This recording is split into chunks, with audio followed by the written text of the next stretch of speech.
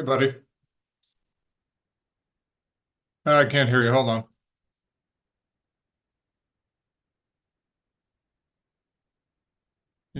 Are you there? No, still can't hear you.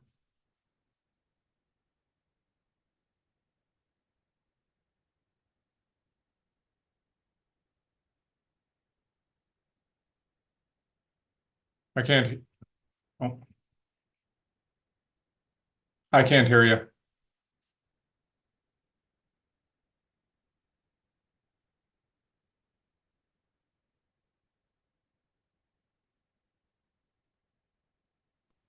How about now?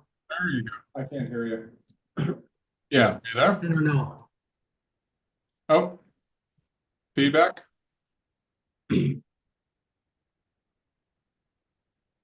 No, I could hear you a second ago. Yeah, there you go. I can hear you. Yeah. Oh, now I'm getting feedback. Oh, feedback? How about, you can hear me or no? I can hear you, but I'm hearing feedback from your. Yeah, I fixed that. Okay, perfect. How are you? Yeah, good. Good. Yeah, your volume's low. I mean, you're not on it. Not your volume, what I'm hearing is low. Oh, okay. There you go. That's better. Okay. Yeah, sorry, my microphone was a little bit further away. Right. That's why I wear a headset. I've learned. So I got it streaming. It's not going to be, I didn't want 50 people coming in here. I wanted this to be a little more controlled environment. Yeah, no, legit. Sorry? Oh, I said that's totally legitimate. Yeah.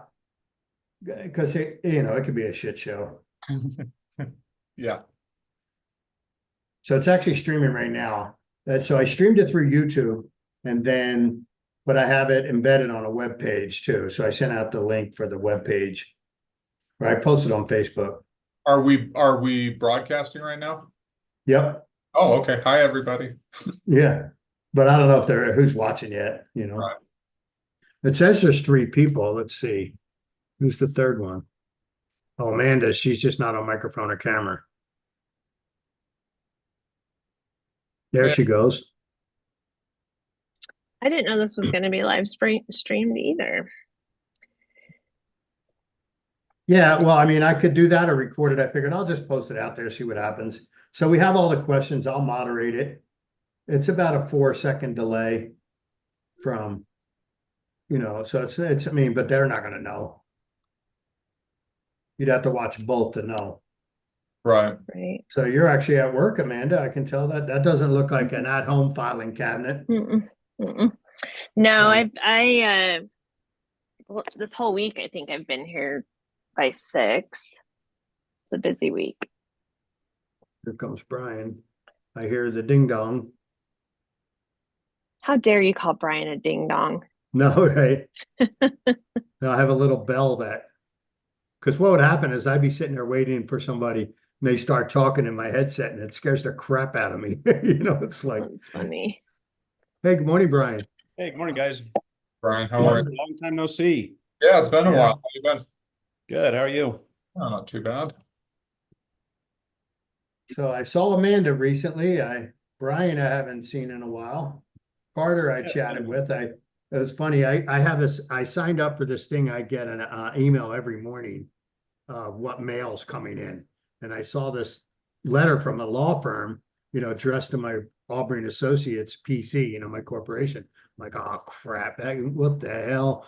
I sold the company 2 years ago, and I didn't recognize the firm, so I went and looked it up, and then I saw Carter was one of the attorneys, and I said, oh, I knew what it was then, So he was actually sending me a check. Yeah, So well, of course, his reply was, enjoy it because you don't. Not many times a lawyer sends you a check.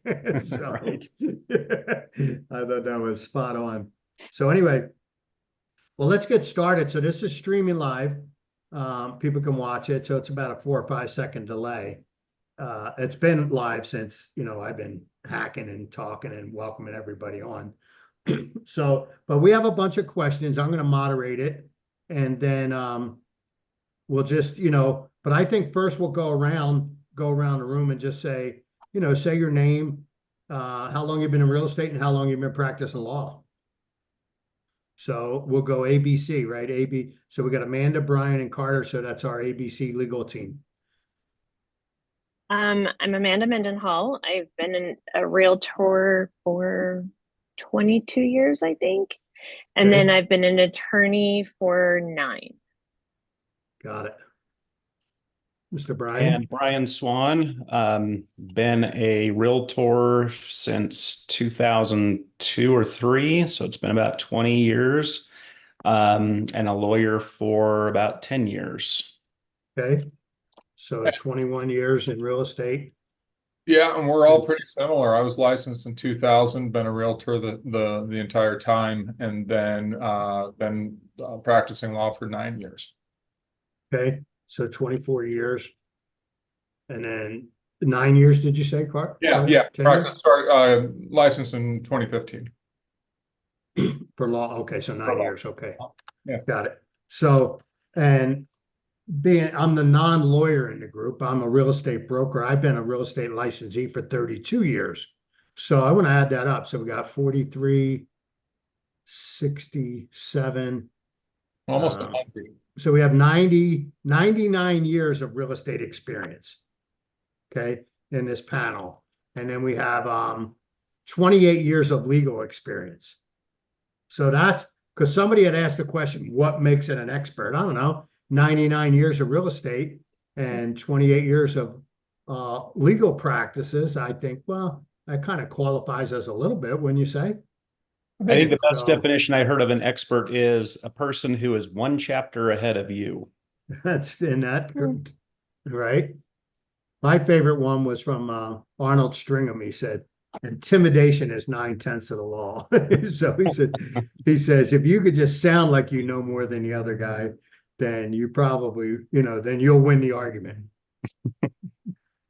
So I'll just throw the question out there and then you guys can just jump in and give your thoughts on that. So the first question, so I sorted them in their category because I kind of created categories when I had the question form online. So it says, why do we keep being told these changes aren't that big and that we'll be fine?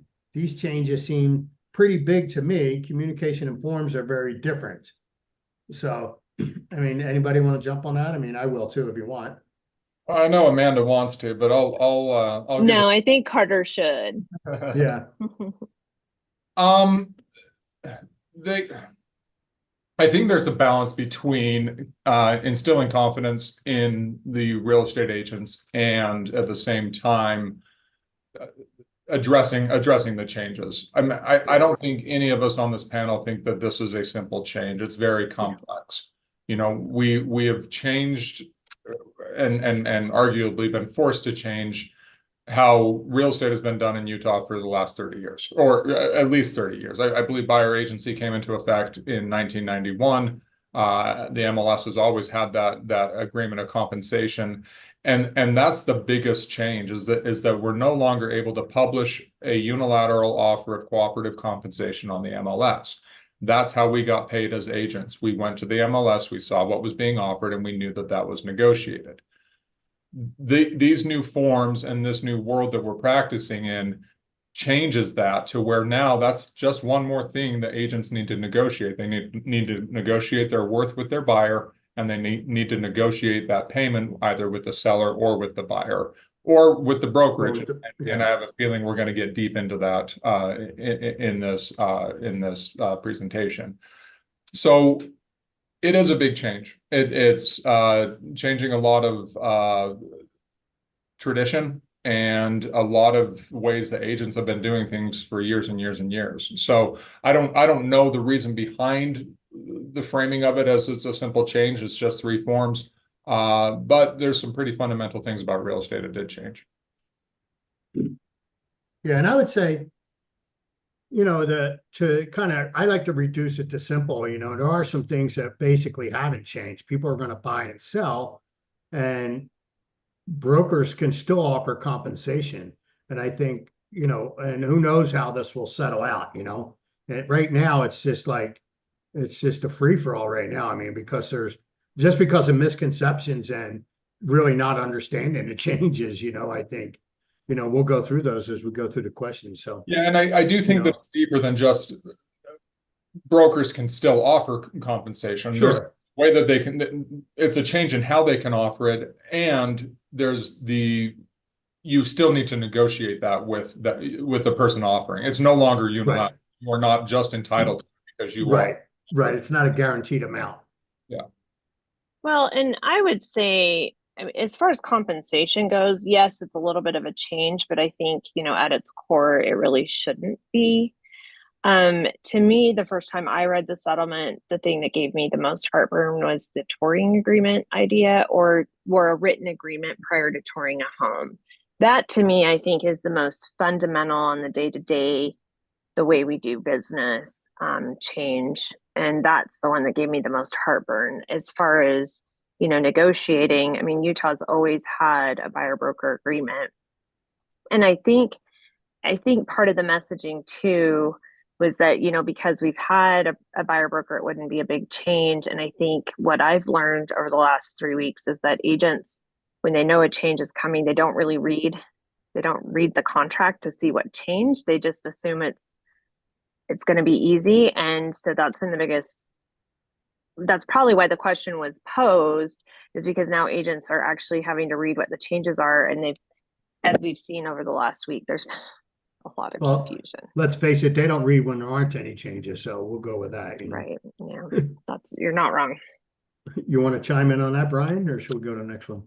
Yeah, so I come from a pretty heavy sports background, martial arts, and I learned along the way in life that if you don't respect your opponent, things can go sideways really fast for you, no matter what your opponent looks like. And I feel like as I have sat back and watched all of the changes come down, the announcements, the barrage of emails, all the new forms, there seems to be this messaging, like the questioner asked, that, okay, everything's gonna be okay. Everything's, nothing, no big changes, nothing to worry about. And I feel like there's not an adequate due level of respect for the changes. I do think there are some significant changes. And if the industry is not respecting those changes and the potentiality for more changes, which I do think is on the horizon, Yeah.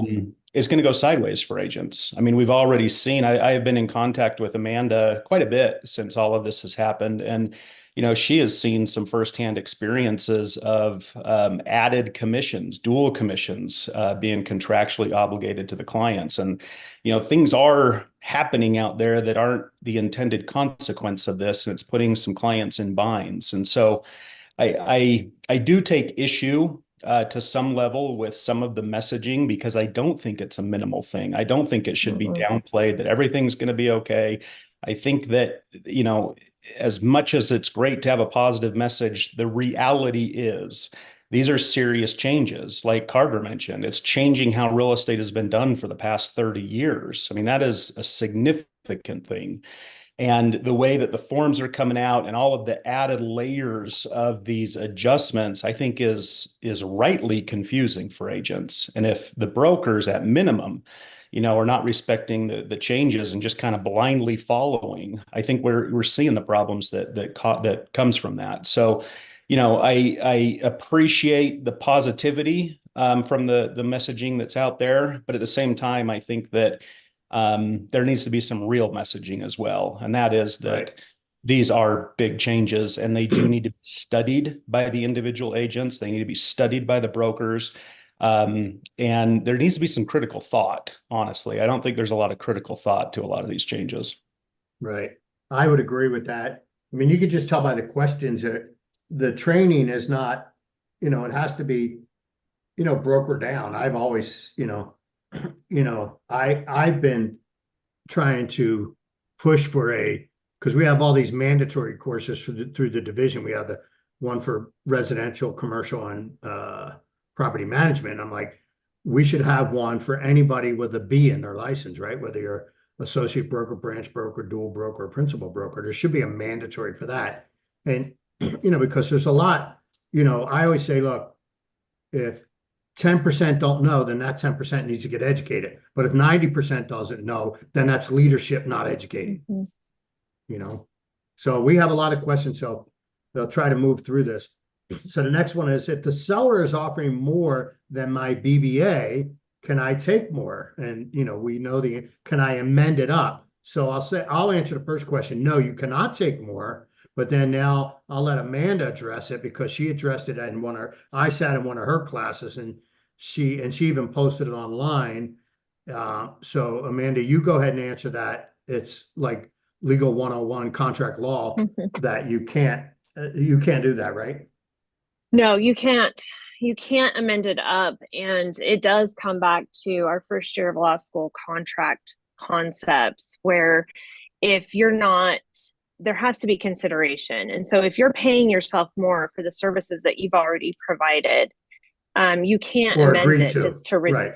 yeah, to what you've agreed to is what you've agreed to, and you're not increasing services. That's just what you've agreed to. So the fact that there's more money on the table, um, you know, even if you amend and your buyer doesn't have a problem with it or doesn't see it, I think that that's highly problematic because it's unenforceable. And so I would say no, you may not amend for two reasons specifically. Number one, I think that's unenforceable. And if the buyer later finds out that you amended but didn't provide additional services because you just did it because it's on the table, they could claw that back. And number two, I think that that's a breach of your fiduciary duty, because you're engaged in self-dealing at that point. Right. You agreed to work for a certain amount of money. That's the value you gave your work. And when there was extra money on the table, instead of saying, oh, there's this extra money, let me make sure it's for the benefit of my buyer, you took it. Right. And so that is why I would say that's even a breach of your duties to your buyer, probably a breach of the covenant of good faith and fair dealing. And it really is going to put brokers in a pickle if the title company sends over more money than because of an amendment to your buyer broker agreement. Because at that point, what are they going to do with that extra money? And actually on Facebook, somebody sent me this in the middle of the night last night. There was a seller who did a shout out to the buyer's brokerage for returning the extra money to the seller. And I think, okay, that's really well and nice until that buyer sees that this is going viral and realizes that there was, you know, $9,000 more on the table for the buyer, and the buyer's brokerage sent it back to the seller and not to the buyer. And if they'd sent it to the buyer with a loan, that would be loan fraud. So at the end of the day, no, don't amend. Right. Well, and I think it violates the spirit of the settlement too. I think, you know, these class action attorneys I think they're just hovering all over this. I mean, they're basically drones now, just watching and waiting. Well, and the plaintiff's attorney isn't a nice guy. Right, Carter? Yes, no, he's not an enjoyable person. I just want to bring up that while it may be tempting to try and negotiate that extra 0.5%, you know, that extra $6,000, I can guarantee you that if your transaction gets to the point where the buyer is trying to claw back that money, it's going to cost you much, much more than $6,000 to fight over $6,000. I mean, you're effectively tripping over dollars to pick up pennies at that point. And a potential licensing violation. And a potential licensing violation. And the DRE, the mental cost of dealing with a licensing action is not worth $6,000 or $10,000 or even $20,000. Like, people forget that it's not all about the money. It's about the emotional resources. It's about the financial resources. Just keep your nose clean and stay out of trouble, and don't have to worry about fighting something in the future. Right. I agree with that. So here's one, and I don't know that it's more of an appraisal question. It says, how are the values being handled with commissions? Adding all of it on seller concessions, adding a place to show, because like now on the legacy system, that the commission was built in. So when this, you know, so now, well, I mean, if it's broker to broker, the commission's still built in the price. If it's in the REPSI, the commission's still built in the price. So, because I don't think appraisers were subtracting commissions to come to a value. So I don't, No, and I would so say the that's, guidance has been, oh, sorry. I'd say the go ahead. guidance has been pretty clear that it's not a concession. It's not considered a concession by Fannie Mae, Freddie, any of the lenders. It's not considered a concession. So I can't imagine that that's going to change. But I mean, again, Right. we're kind of in uncharted waters. So Right. Yeah, I think it's a question that's probably beyond the scope of lawyers being able to answer. I mean, we're talking about property valuation, but from, a real estate perspective, I would agree with Amanda. I think this is going to be new territory going forward. And I do think appraisers are probably the best situated to ask this question to.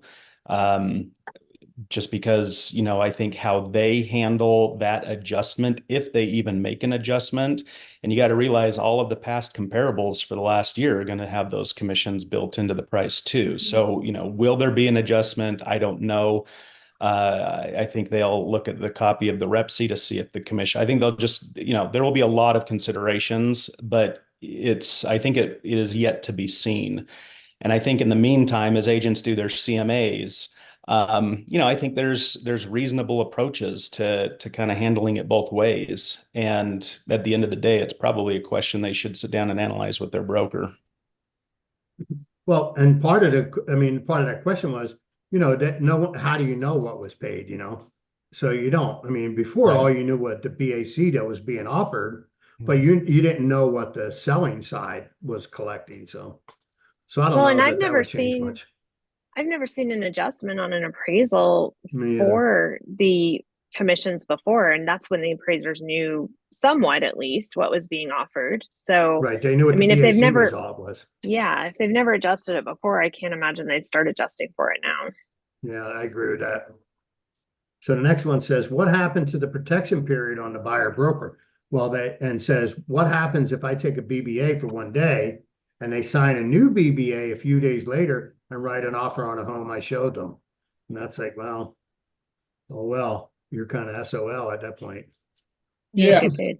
Yeah, with that change, and the forms committee wanted to mirror what was in the listing agreement. The listing agreements had that clause in it for Forever, right? As far as I can remember. yeah, Right. as long as the property is relisted with an agent and they're selling the house, it doesn't matter if that same buyer saw the house while you had it listed.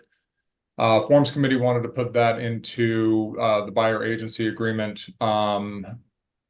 But I mean, it's unfortunate, but it's something the buyers need to be aware of.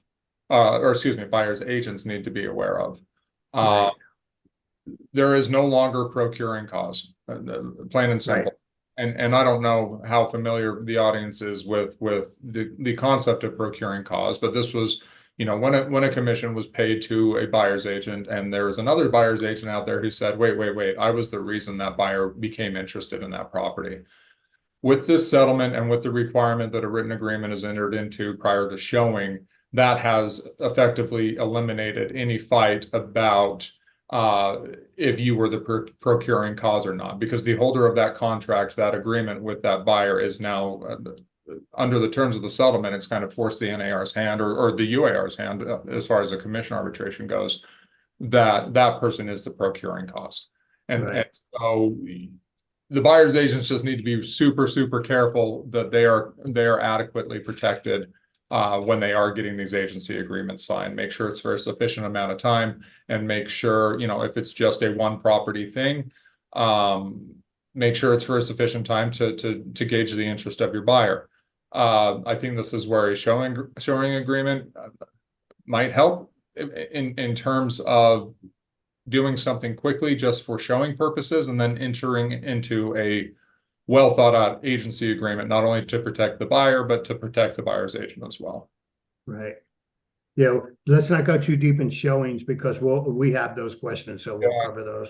I have a feeling Yeah. Well, and I wonder how this is going to operate long term, because I think that just because the listing agreement has that same protection period doesn't mean it's the same scenario. I mean, in a listing agreement, you've got one product, right? And in the buyer's agency agreement, it's wholly different. And so, and we will talk about showing agreements, as you say, later, I guess. But to me, this comes back also to this argument, this like clash of everybody with respect to a showing agreement versus a buyer's agency agreement. Why wouldn't you want to get paid? Well, if you do it for an hour or 2 days, you're not getting paid potentially Right. anyway. And Yeah, I so call that lead it's generating, not yeah. providing service, you know? So it's an interesting. I'm not sure. Ultimately that was a good change. And I think that it's the messaging has been pretty scant with respect to the protection period. And so that is something that the buyer's agents that are using buyer broker agreements need to be fully aware of, like just completely aware of. Right. I mean, the other alternative is just, if you know, I am a broker, but I'm for a builder, so we don't have to worry about all that. But if I were an active broker with agents on the streets, then I would have my own agency agreements. I would modify. I wouldn't use the ones the board. I mean, yeah, I'm seeing an agreement all across the board there, by the head nods, I mean, I would not be using these forms, so that's just my No. thoughts on those. And actually, since you brought that up, I have seen one of the big brokerages that has now done their own forms. In their buyer agency agreement addendum, it says in bold and italics, this may not be used to amend commissions up. So again, That's a good idea. I like that. Yeah. Yeah. And that's a way to control your agents if you're a broker, to make it Right. very clear, if you end up amending to increase your compensation, that's not valid under the agreement. Right.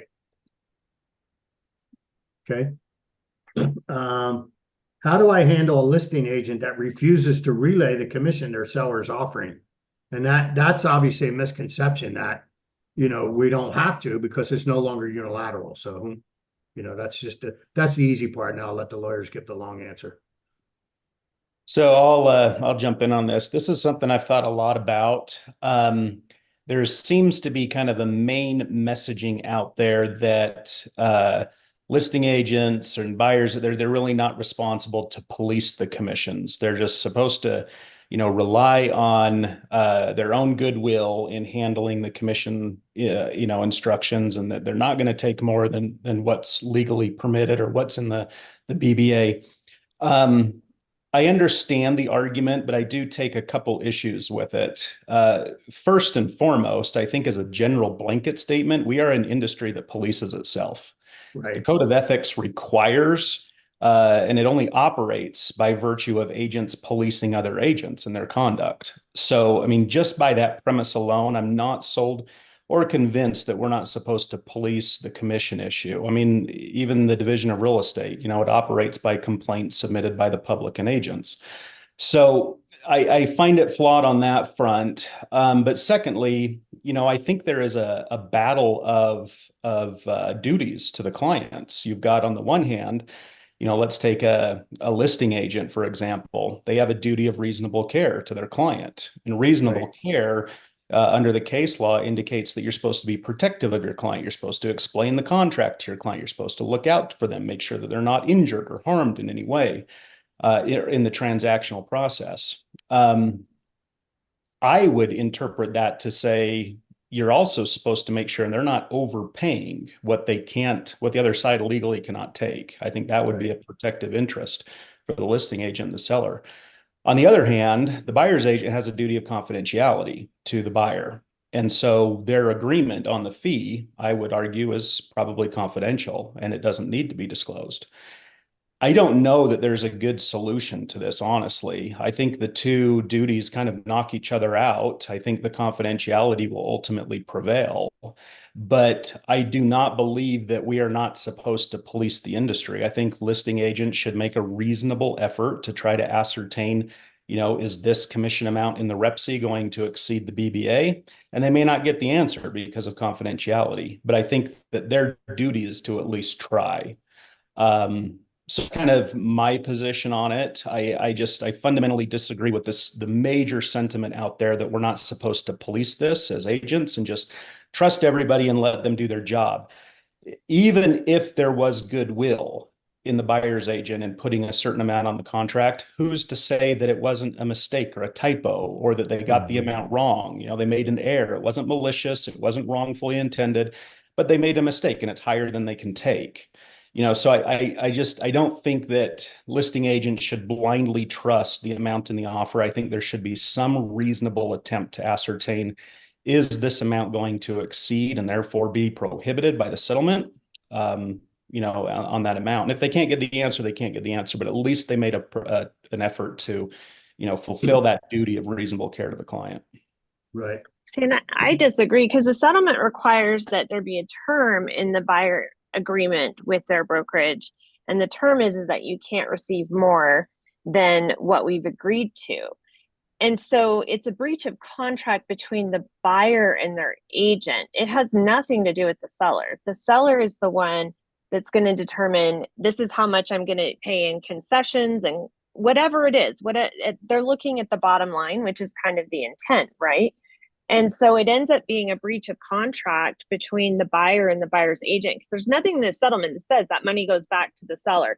There's nothing in the settlement that says the seller gets to keep that money in any way, shape, or form.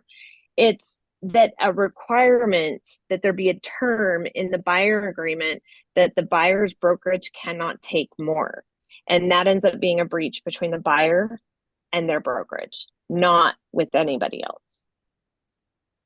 Right. And the question was, how do I handle a listing agent that refuses? Basically, a buyer's agent's calling a listing agent and say, are you offering compensation? Yes. How much? And they're saying, well, we're not telling you. So, you know, I mean, that was the intent behind it. Part of the intent of the settlement is to make that negotiable. You know, the seller says, I'm authorizing up to, because if you read the listing contract, it says up to, and it's the duty of the listing agent, if a buyer's agent, you know, offers in the REPSI less, then they save their seller money, you know, and that's the listing agent's duty. But, you know, but then on the other hand, the buyer may not want to look at properties that aren't satisfying the buyer broker agreement. So I don't know how we address that. You know, that's one of those things we don't know yet. Yeah, Well, I think that there has been a few larger brokerages out there who that has become their policy, that their sellers agents are not going to right. offer compensation. Anything, right. And I have a hard time seeing the wrongfulness in that. At the end of the day, it's all the buyer's money. It's all going to the seller, and the seller gets to decide how to chop it up. Within that, the buyer is making an offer based on what their obligation is under their buyer broker agreement, as well as the other conditions of their purchase. And so it's putting the ball in the buyer's court to tell them what they need, and then the seller can then adequately negotiate based on that information provided. And so I don't know if it's a tough one, and I think it comes down to a style of negotiation, and there's nothing that's going to get you to compel the seller's agent to tell you. I think that they are justified in saying, show us what you got, and then we'll figure it out from there. well, Right. and I don't think it's a tough issue at all, to be quite honest. I mean, I'm going to treat every single listing as if it's a for sale by owner. I don't care what you're offering. It doesn't matter to me, because I know what my value is. I know what my agreement is with my buyer, and we're going to negotiate it in. I mean, that's what I get paid to do. And as a listing side, I'm not going to use the triggering amount that increases brokerage compensation. I think that kind of flies in the face of the spirit of the settlement, and it's confusing, and it's caused confusion. We've seen that. I'm just going to get authorization from my seller to at least communicate verbally, my seller's prepared to negotiate in the REPSI. That's where I want it, because I've done my job. I've explained to my seller your value in this transaction and all the many reasons that my seller needs to be prepared to see your request for compensation. And so my side is done. Now do your side. And for agents that are refusing to show, or they won't show if it's not as much as what's in their buyer agency agreement, again, once a seller has an offer in front of them, there's a chance that they're going to pay your full commission. Whatever, right. And And you're doing your buyer a huge disservice if you are not showing them, even if, and I've seen, you know, some of the justification, well, my buyer can't afford it and this, that, and the other. Well, make an offer, start negotiations, because once a seller has an offer in hand and the listing agent is now doing their job and saying, look, I get you, you know, you have a fundamental problem with paying the buyer's agent commissions, but let me tell you what's going to happen. And you should just be looking at your bottom line, because you might sit on the market for a long time. You might end up with price reductions, all these different things. If you're really going to stand and die on this hill, this is what could happen. And I feel like in the process of education, if we're working together to educate the consumers and the public in general about it, I think it's not going to be as big of a deal as we're making it. We've just become accustomed to knowing and having that promise up front, Right. which is exactly what the settlement is Was all looking to about. get rid of. Yeah. Right. Yeah, I would say buyer's agents, because it was always just a guaranteed, when you looked in the MLS, you saw the compensation, they never had to negotiate. So I think the legacy system has allowed that temperament of people to thrive. And now that it's shifted to where you got to be aggressive and negotiate, then, which that was always a listing agent's temperament. And now the buyer's agent, that never really had to practice those negotiation skills are like, that's kind of hurt. And I think we'll see some,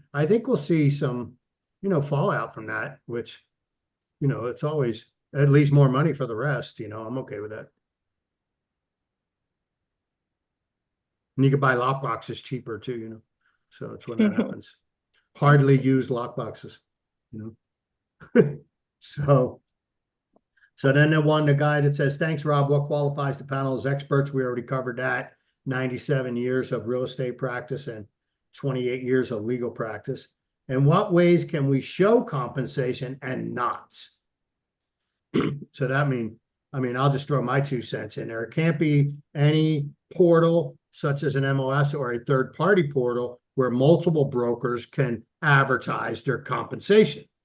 So you can't do that.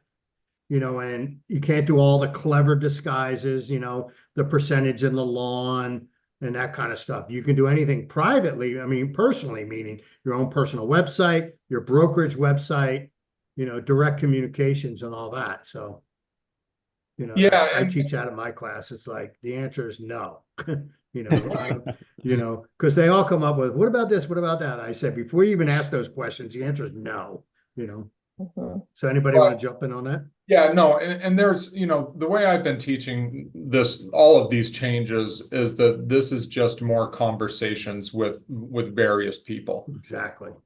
Conversations with your seller on why it may be a benefit to offer a buyer commission. Conversations with your buyer on why you're worth what you're asking them to pay you, and conversations with a buyer's agent on, okay, here's the deal. If you choose that you want to offer commission to buyer's agents when they set up showings, do it. Don't try and do it in the MLS. That's you've got a public facing vehicle that the plaintiff's counsel for the settlement can look at and see if you're trying to get cute and offering additional concessions. And I think we've all agreed that the offer of commissions is improperly framed as a concession. It's commissions. It's not a concession. Capitalizing certain letters in your remarks, just go away from that. Just have an open conversation with that buyer's agent. And everyone's speaking about this elephant in the room, but everyone's afraid to talk about it. Talk about it with the buyer's agent. Say, hey, my client is willing to offer compensation. Whether you disclose what that amount is or not is really irrelevant, because I think it all goes back to Amanda's recommendation that everything should just be negotiated in the REPC. Even those listings where they're saying, well, my client's only, or that my seller's only offering a 1% compensation or whatever percent they're offering, still put it in the REPC. Just negotiate on the REPC. It reduces the need to have to even publish a cooperating compensation, and frankly, it's just a lot cleaner. So, well, and I have 2 comments on that. The first comment is, if and when we start to see additional practice changes within our state, because I can't comment on other states, but within our own state, I think what that's going to end up looking like is getting rid of compensation sharing between brokerages, period, because the DOJ has made it very clear that's the thing that they have an issue with. They have an issue with brokerage commission sharing. That's the one thing that they have a big issue with. So I think that the sooner we get into the practice of just putting it into the REVC, the better. The second comment that I would make is multifaceted.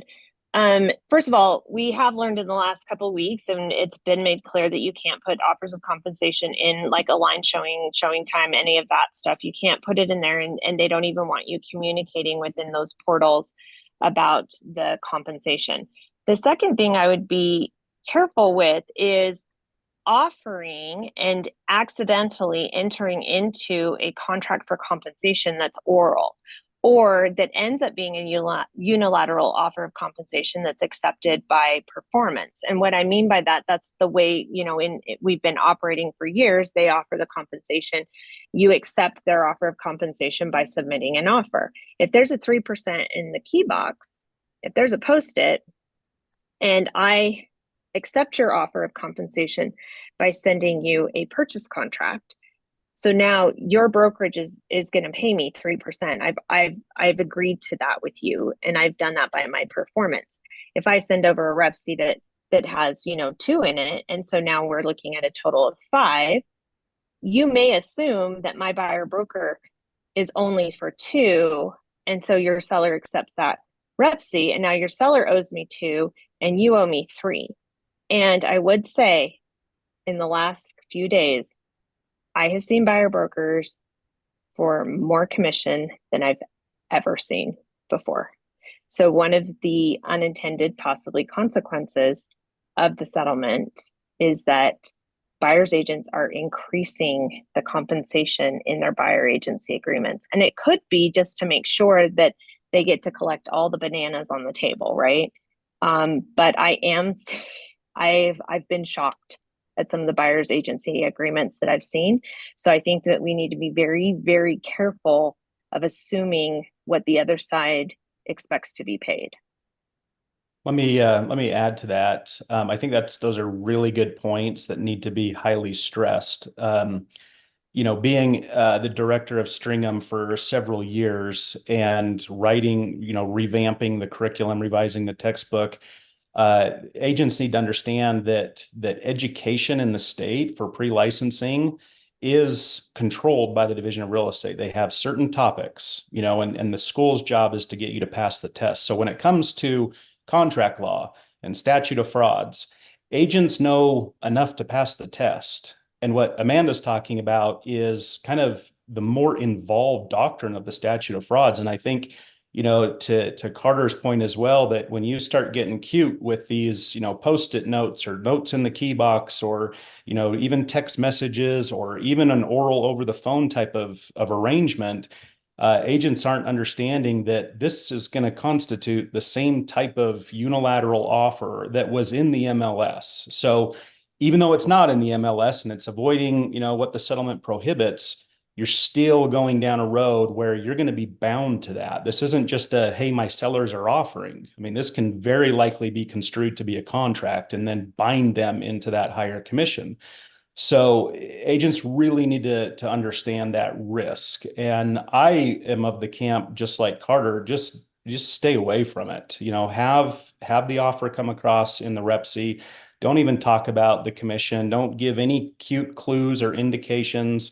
Because as Amanda pointed out, I don't think the DOJ is done with this issue. And the more we go down this road, the bigger the problem is going to get. And again, when you don't fully understand the statute of frauds and these, parameters within it, you're going to end up binding your seller to, quite a bit of commission.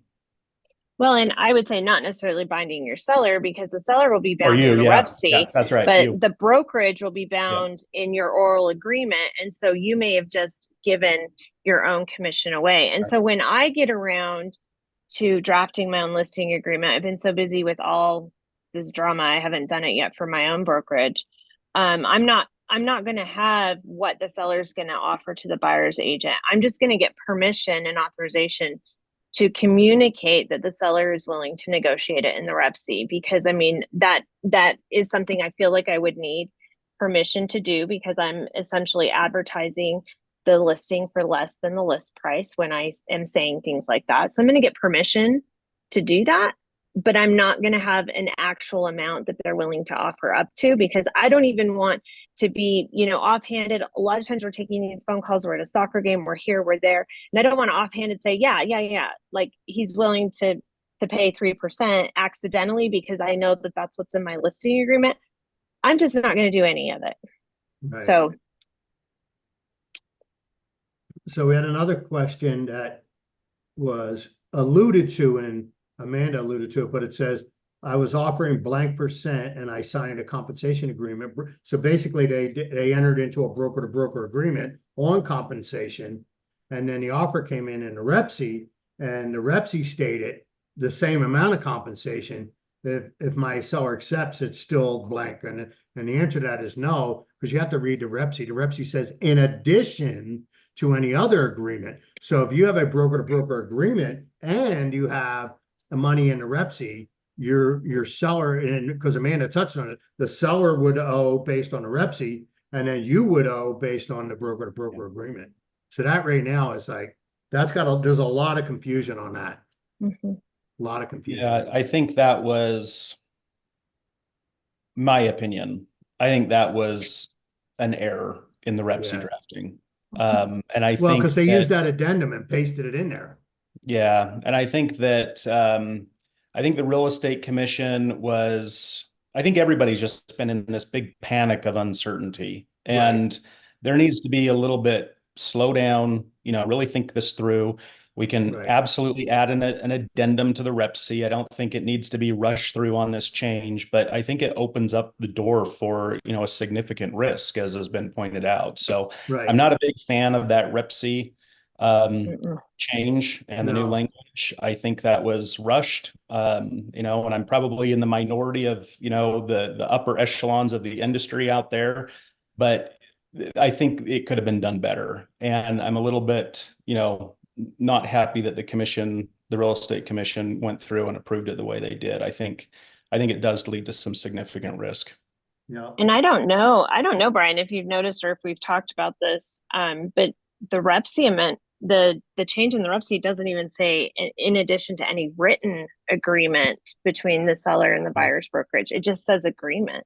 Yeah. And so that again indicates that there could be oral and other types of agreements. Yeah, I think agents, you know, it's now state approved form, so you got to use it, and you do have a grace period of 60 days. But this form, I think agents need to really think through that section 4.3 and make sure that it's the correct amount, and it's not going to lead to any unintended consequences. Well, and it's going to take vetting that section by both the seller's agent and the buyer's agent, and this is where you need to make sure that everybody is on board with the whole amount being paid out. Your seller, the buyer's agent, and the seller's agent all need to be on the same page, because we're going to see problems if we haven't already. I mean, we're going to have agents giving up additional commission from their listing commission to satisfy their seller's obligation under the REPSI. That's plain and simple. There are people who are not going to get paid on this.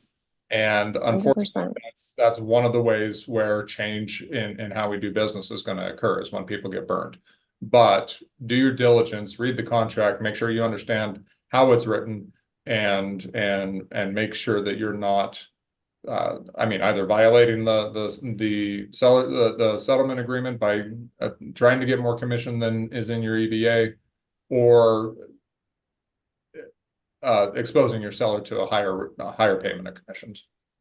And another issue that I have with the REPSI amendment is that we've actually created a new way for the buyer to be in breach of the REPSI, because the buyer is warranting that what's being offered or what's being negotiated is not going to exceed their agency agreement with their own brokerage. And so again, because there's this other way of compensation between the brokerages to which the buyer and the seller are not parties.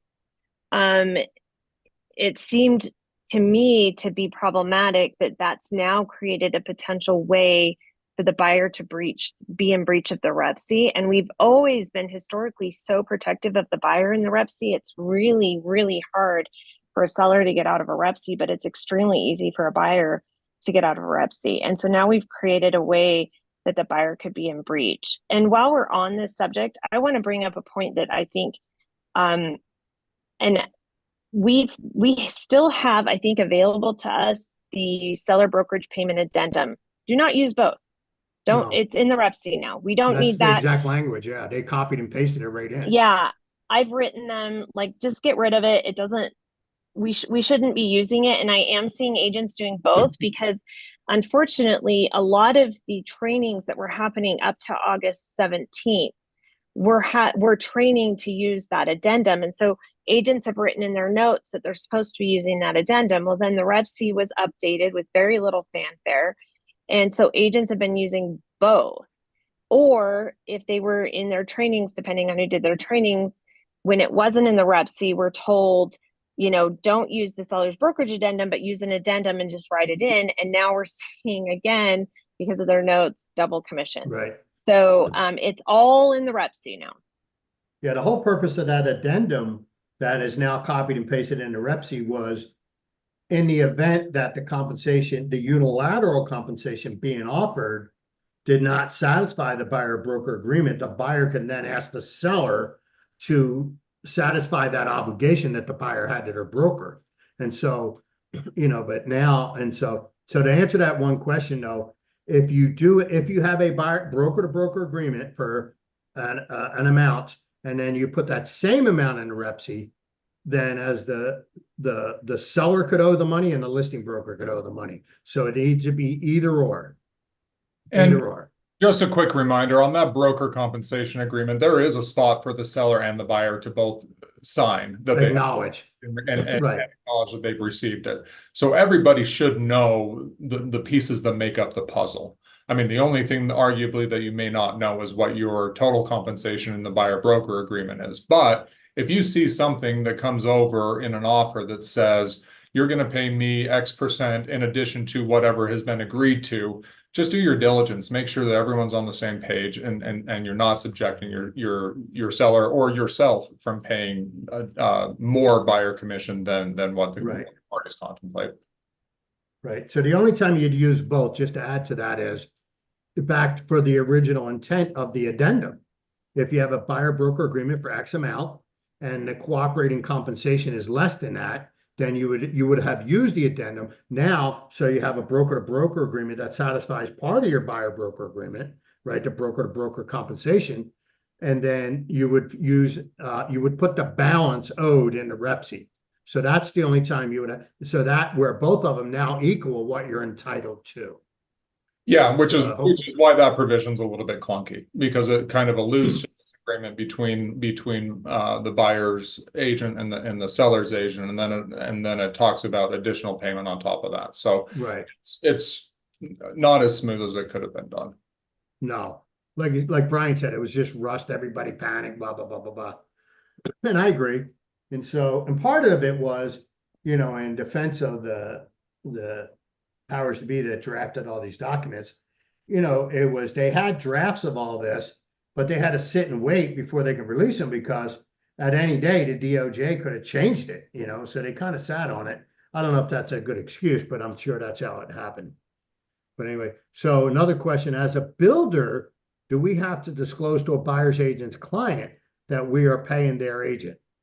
So that's in it, because I do represent a builder. And so, my builder's like, hey, we just pay. We're, bring us a buyer, we're happy to pay. And so, and I don't know, but that's the seller too. The seller is the builder, so they can do that versus the agent. I mean, if the seller says that, they're not violating any fiduciary duty because they're the seller, versus an agent saying, we will offer compensation, bring us an offer, So what do you guys say about that on the builder side?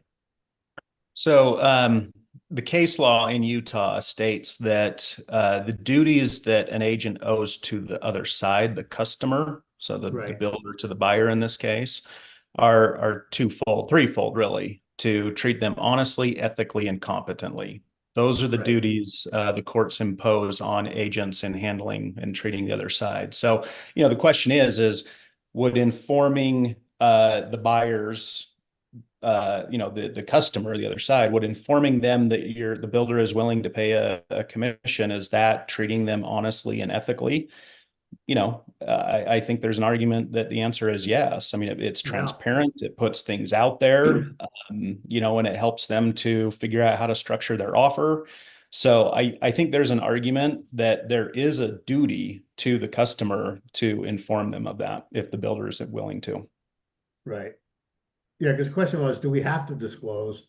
And I don't know that you have to disclose a number unless your seller, the builder, specifically said, this is what I want you to do. I mean, part of your duty as an agent is you have to obey lawful instructions. Mhm. And so if your client, the builder, says, do it, then therefore you got to do it. Yeah, I would Well, agree with and the number aspect, because I think the number can be subject to the negotiations, right? It Right. could change depending on the negotiations. But I think if the builder has informed the agent that they are willing to pay buyer's agent compensation and a buyer comes along, I think that the case law does support a duty to inform them, because that would be treating them ethically and how they are going to go Right. about structuring their offer. That's my opinion on the case yeah, law. I don't agree with that.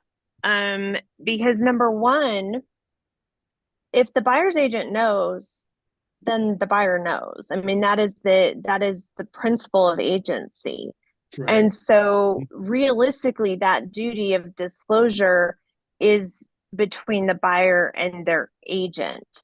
I don't think that a listing agent has a duty to disclose certain things, especially when the other agent knows. Like we have a duty, to disclose, material defects or, the inability of our client to be able to perform, but that duty isn't to disclose that straight to the other client. I mean, the duty is to disclose that to the other agent, because that is the same in principles of agency as disclosing it directly to the client. So, I mean, but if we're talking about negotiations and the seller's like, wait a minute, this buyer, we're negotiating these prices, and the buyer seems not to understand that we're also paying this outside compensation that they're not a party to. I mean, I think it would certainly be reasonable during negotiations when you're countering to say, because seller is already, on the hook to pay the buyer's brokerage X amount, and that is a way to have them be able to take that into consideration. But I wouldn't say it's an actual duty to So I understood the communicate that to question. the principal. So I understood the question that the buyers may not have their agent with them, that it was a builder disclosing straight to the buyer. I agree with you. If the buyers are represented and the agent has knowledge of the compensation offering, absolutely, there's no duty to disclose that. What the agent knows, the principal knows for sure. But Right. I understood the question that it was in this context of, buyers go through, see a spec home, they're talking to the showing agent there. There's no other buyer's agent present. Is there a duty there? And I think there would be. Okay, a couple more. Do we put the total combined, and this is on the listing agreement, and do we put the total combined commission in 2.1 and buyer's portion in 2.2? No, that's the legacy version. Mhm. So now it's what you are willing to take as the listing side would be 2.1, and then 2.2 is what the seller is willing to offer up to. And so, which again, if I were an active broker on the streets with agents listing properties, I wouldn't be using that contract. I'd fix that for sure. So no, you have to split them up. One of the major flaws in that is if you have an unrepresented buyer, then you would have to actually, that contract would actually force you into doing limited agency to, net everything you were willing to pay. So it gets a little tricky there, especially on an unrepresented buyer. So if you do limited agency, you collect both sides.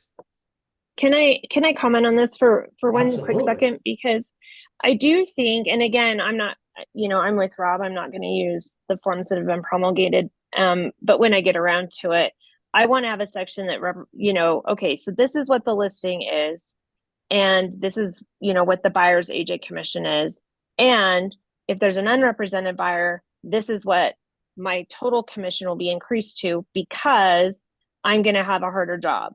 Like I'm going to Right. be doing way more. We've got an unrepresented buyer, something like that. And, similarly with a buyer's agency agreement, I might be willing to take a certain percentage for existing because my relationship with you is hopefully going to terminate within 75 days.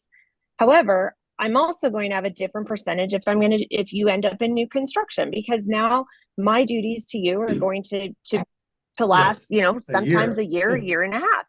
Or you could even negotiate, especially, if you're in more of a rural community. Okay, well, this is what my percentage is going to be if it's within, my service area. However, if it's outside of my service area by 250 miles or whatever it is that you negotiate, you can say this is what my compensation will be there, so that there's no question as to what services you're providing and how much that percentage or commission amount, whatever it is going to be.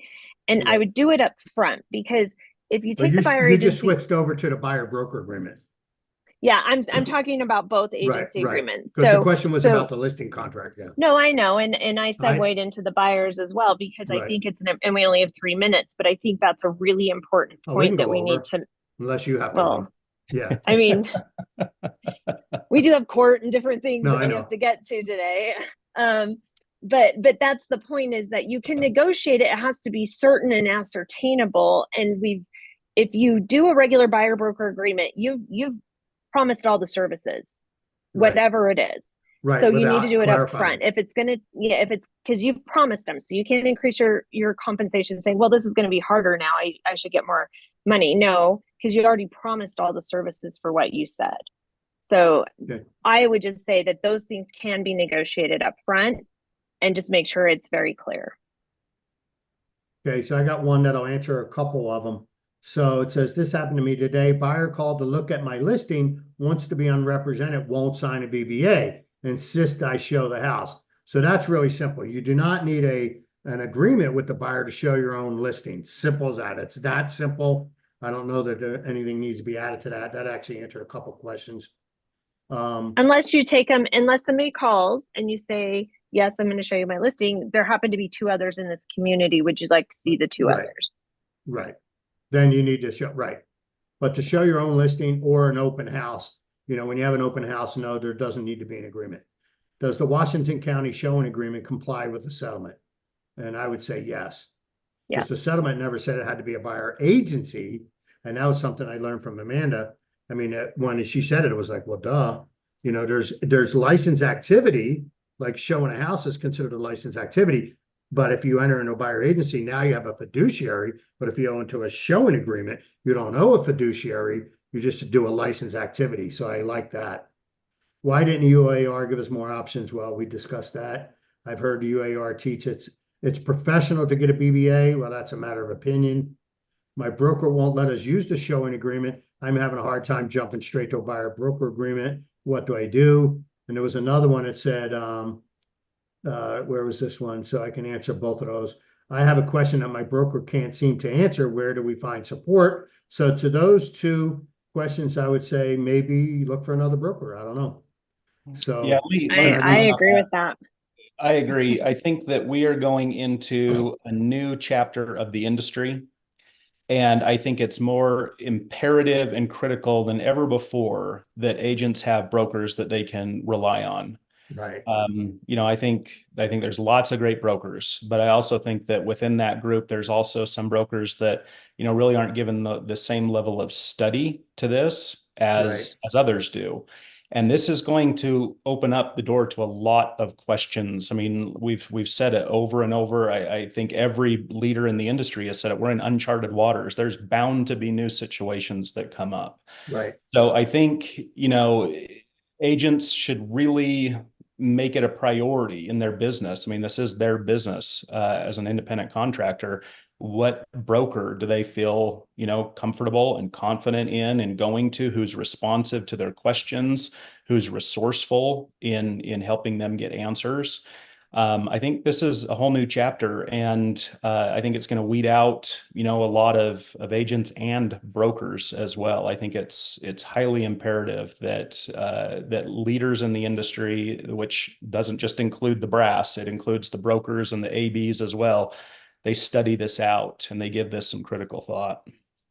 I Well, agree and I would 100%. say, and I think too, as brokers, part of what we're doing is we're adapting and helping agents who all practice in different ways. And so we're just providing tools and different ways for them to comply with licensing laws, to comply with, realtor obligations and the code of ethics and things like that.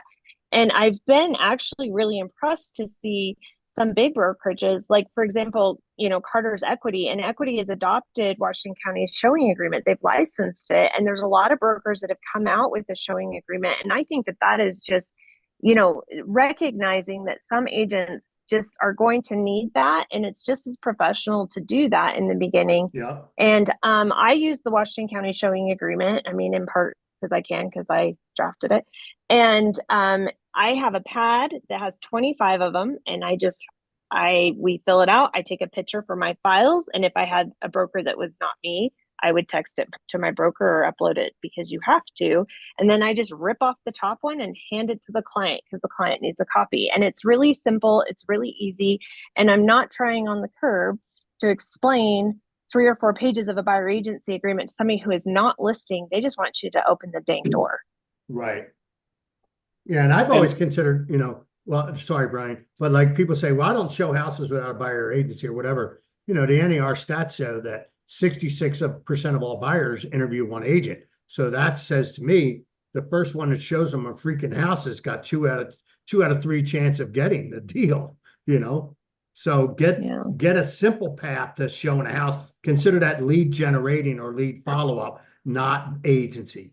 Yeah, and we have a new buyer now, right? I mean, this settlement has changed a lot of the existing temperature of the buyers out there.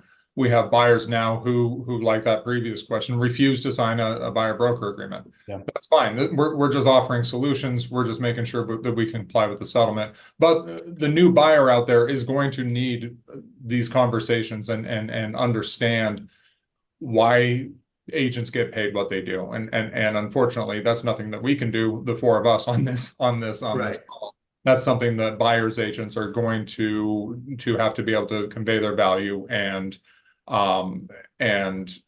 make it worth the buyer's while to engage them.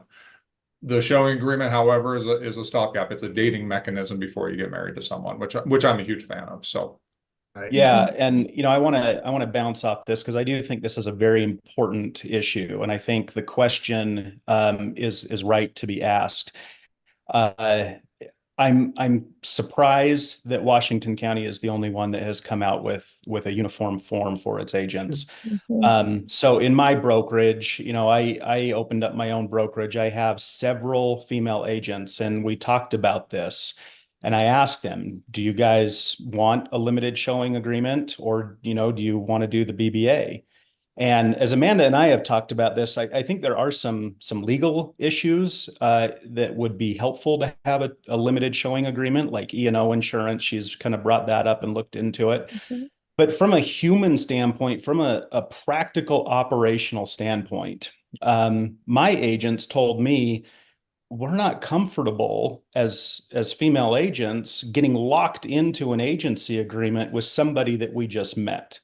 We can go out and we can show a home, sure, and the BBA would let us do that. But if we don't like the vibe that we're getting from that Right. buyer, That's why I don't want to continue in the transaction with them, even if Right. it's just for that home. I certainly don't want to, be locked into a long-term agency agreement. So I think that there's some real serious operational considerations that the industry needs to have. And I think Washington County was very wise in having a limited showing agreement, just if nothing else, just for that protective aspect alone. The agent can go show the home, get a good impression of the buyer, and then be done with it. If they are getting, a bad Right. vibe and they don't want to be locked into a transaction, even if it's for that home. So I drafted my own limited showing agreement. I think that other brokerages should as well. And I want to parlay this that there's talk of a proposed rule with the DRE that is you now have to get a BBA signed upon showing a home. Right now, the current rule is it's got to be signed before the transaction. But now they're pushing a rule, or at least considering it, that you need to have a BBA signed, upon showing a home. And I think that is a huge mistake. Again, if for nothing else, just the safety of an agent, and those considerations. And I think that how we have it right now in the industry, where you can go and you can open up a door and get to know the buyer and see if this is a good match for you and working with them, I don't think that should be disturbed. And if the No. settlement is going to require some kind of written agreement before showing a home, I think that's a pain in the butt, honestly. I think it can deter business because no one wants to sign something just to see a home. But if it's got to be, it's got to be. But I don't think we do a BBA. I think that is a huge mistake. And I think the industry should give that some critical thought as well. Yeah, Well, and agree. I would say, and it's not even just necessarily a safety issue. I mean, it could be you haven't talked to the lender yet. They could be Right.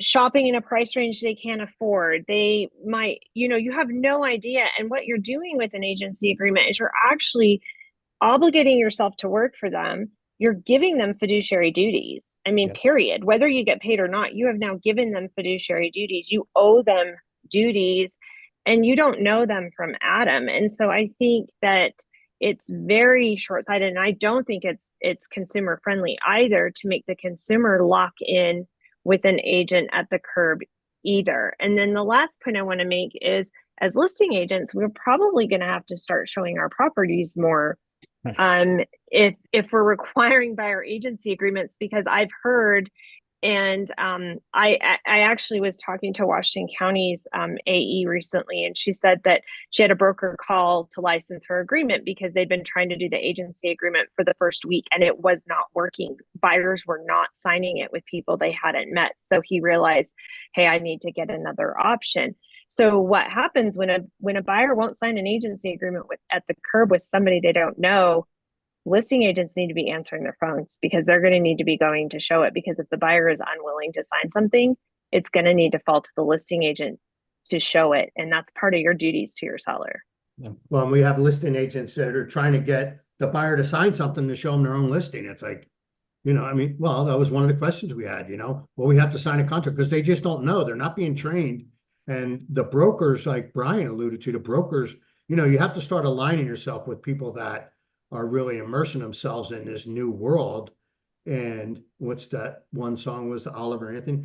I have an old soul living in the new world or something like that, So they basically want to live the old way. And it's like, the first thing I teach in my class is the first thing you got to do is get over it, because this is happening whether you like it or not. It's going to happen with or without you. This is the new way. And so get on board.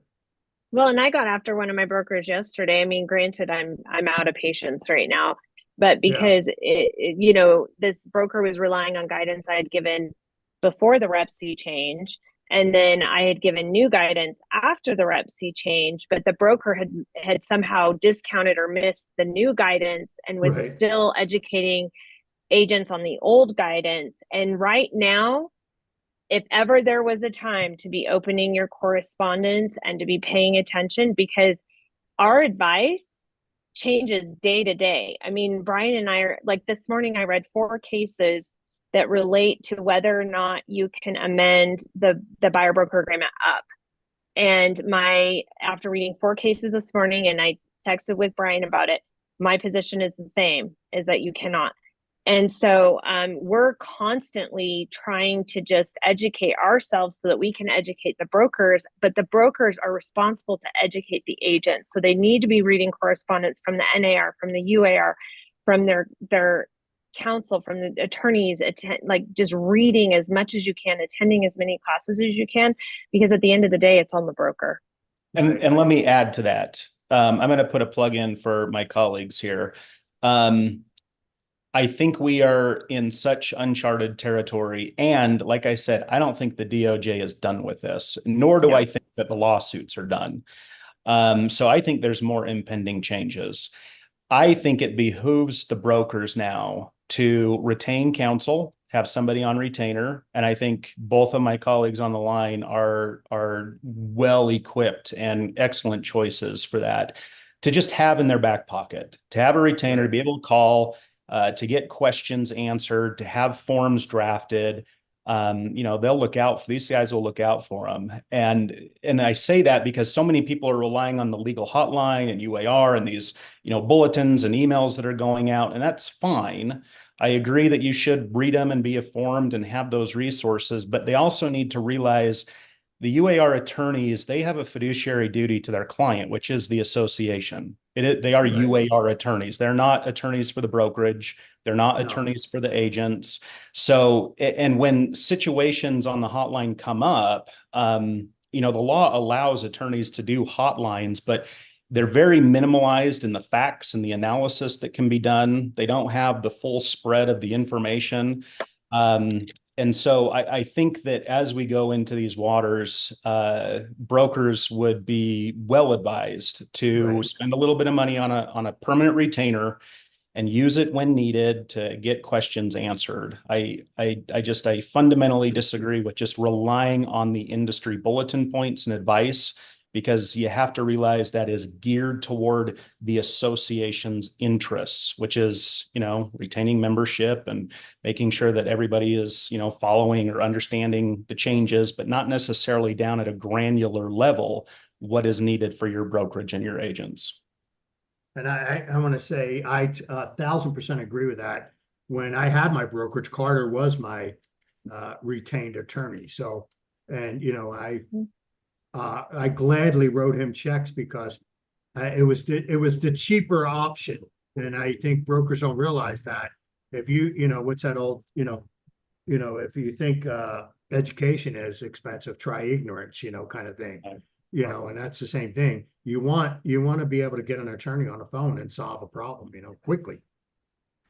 So, Well, and I would anyway. say too, is that, first of all, if you call me and you tell me what's in your contract, I'm not even listening. I'm playing Candy Crush, because what you're telling me is in your contract is never what's in your contract. I'm actually No. asking you to send it to me. And once you send it to me, then I'll tell you what's in your contract, because Right. it's and so that's one, caveat to, like, say a legal hotline or something, is that they're not actually looking at the contract. The second thing I would comment is that, Carter and I have known each other a really long time. And I think we both started at not Stringham. Well, we both probably went to school at Stringham, but we both started at Signature Group. And so we've known each other a long time. But I would say that Carter and I have become a lot better friends and a lot closer, because we talk to each other all the time about issues that we're seeing, because it is constantly evolving, and not just with this settlement. This has been long standing where nothing is black and white. If you call the legal hotline, oftentimes you hang up and you feel like it's black and white. But when you get to litigation, it's never black and white, and it's never what it looks like. And I would even say the same thing for Mr. Swan. Brian and I have not been friends over the years. We've been on opposing sides on things, whatever. Been enemies. Yeah. Enemies, maybe, perhaps, possibly. There might be some I'm kidding. snubbery. We've been on the snubbery opposite things. sides. Yes. Yeah, we've never been seen eye to eye on. Well, we've never really talked about whether we see eye to eye on the issues. We just know that we didn't really care for each other. And but now we've really grown to appreciate and respect each other's opinions, because he has a lot of knowledge I don't have necessarily, or haven't refined in certain areas. And I would say the same for me. And so the collaboration and the different perspectives, especially because, we have been up against each other, where I knew I was right and he knew he was right. And, at the end of the day, maybe neither of us were right. And so that's one thing that I would say right now, is that we're just in a whole lot of gray. And so I appreciate, the plug to get outside counsel, not even necessarily me and Carter, but just there needs to be somebody that's looking from the outside. And I would say also that maybe perhaps this is one of the reasons that Washington County ended up going a different direction, is because as an association, they have outside counsel, and their outside counsel wasn't me at the time, it was somebody else, and it still is, and I've collaborated, but they went to outside counsel as an association and sent settlement, sent some things, and got outside guidance, and look at what a different direction they've gone in, as compared to the rest of the association. So I mean, I think there always is a benefit in getting somebody, an outside perspective, even if you end up staying the same course. I think that legally and liability wise, it's not a bad time. Now you're making an informed decision, you know. Exactly. Cool. Sent Well, you a this was great. referral the other day, Amanda. So that just goes to show you, like, we're tight now. Okay, that's All right. good. I forgive you. No, it's good. You know, I mean, that's what's so great about this business. And I have to also say, one thing I have kind of enjoyed about the settlement is that we as agents are back on the phone. We're talking to each other again. Oh, And I really appreciate that, because, you know, when we started in the business, we were talking on the phone. Well, when I started, you know, it was on the Right. phone, and the last couple of weeks, I have to say I've enjoyed that. yeah, when I first got in, I mean, you know, fax machines were just coming out, and, you know, when you did your research on microfiche, I mean, it was like, you know, in plat books, you know, and now it's like you have the collective knowledge of the universe in the palm of your hand. Mhm. So, but anyway, well, I know everybody's time's valuable here. And so does anybody want to add a closing thought to that? I think Brian's thought of get counsel was probably some of the best advice we had on the whole call. So, Well, I think Carter's collar and sweater wants to make a final closing statement, it right. feels like. Oh, thanks. Ouch. Yeah. No, now I don't know what to say. No, but just to kind of add, I mean, we work in a world of gray, as Amanda was saying, and we all have this settlement agreement that kind of sets the rules, but as you can tell, there's differing opinions on it. And I think it is wise to have someone in your corner to help you decipher what those rules are, even though there are conflicting. I mean, obviously, we're on this call today because we have some opinions that differ from others, and agents want to hear those. And so I think it's just a testament to maybe get someone in your corner to help interpret what is being said, and so you can make an informed decision. And that's all it is at the end of the day, is being able to make an informed decision on how you want to continue your practice. Yep. I'm just going to kind of echo what I said, but I think I want to come back to Carter and Amanda. I think you have a unique skill set in these attorneys, in that they're both real estate agents and attorney. I mean, there's a deeper insight into the industry. Right. There's a deeper insight into these changes. You know, an outside attorney who has no real estate experience, or at least not, you know, at this level where they have a license, they've done transactions, they know what it's like to be a boots on the ground in the industry. They may not catch all of the intricate, you know, granular level details with a situation. So I would just reinforce, I don't do outside work for agents because it's for my agents and my brokerage, but you know, like I said, I've already referred Amanda out to an agent that called me. I think I've known Carter, done a few legal panels with him. I think both of these attorneys, even if a broker is not willing to do a retainer, an individual agent, you know, if they can do it, I mean, they should absolutely do it. And then I would just want to reiterate the importance going forward of align yourself with a broker who is studying this, is on top of things, that, you know, has a good knowledge base of the changes of the law, because they're going to be your first go-to, and you got to have your confidence in your broker. So, you know, that's my parting wisdom. And I'll segue on that, because when people say about attorneys, I'm like, yeah, you can have a very good real estate attorney, but I always lean on a realtor / attorney, because you can have an attorney, but if they don't know realtor rules, because, you have law and then you have our rules too. And like the main one on that would have been commission arbitration, which like Carter said, procuring cause went away. You can bring in an attorney, an outside attorney that doesn't know realtor, and they can go into an arbitration hearing and get their asses handed to them, So, Well, and I think there's a difference between a real estate attorney and a real estate industry attorney. Yeah. And I right, think a lot of people don't recognize that, because I've got a whole host of real estate attorneys at my firm. One of the reasons I came to my new firm was for that purpose, because I mean, they're drafting easements and they're doing the stuff I find boring. They're Right. drafting CCNRs, they're doing easements, they're Ugh. doing other things that relate to real estate, right? right, But they're not related to the real estate industry. right. And the real estate transactions. industry is definitely its own animal. Right. I agree. So cool beans.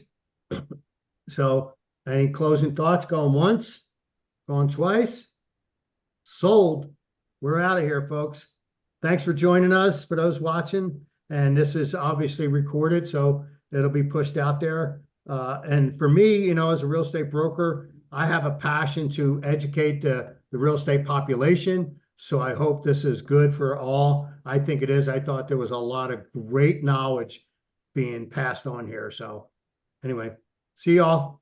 Thanks, Rob. Thanks, Rob.